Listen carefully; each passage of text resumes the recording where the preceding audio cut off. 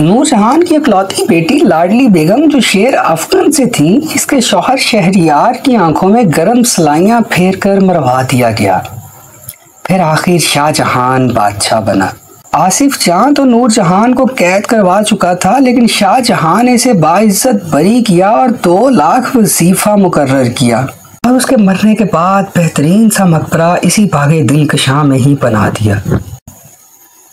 शुक्र है अजीम गुलकारा मलका तरन्नुम नूरजहान की तदफीन कराची में हुई, वरना लाहौरियों ने दोनों के बारे में कंफ्यूज ही रहना था। वैसे शायरा तो मलका हिंदुस्तान नूरजहान भी बहुत उम्दा थी। लाहौर की मोहब्बत में गिरफ्तार रही, फरमाती हैं कि हमने खुद को बेचकर सारा लाहौर खरीद लिया।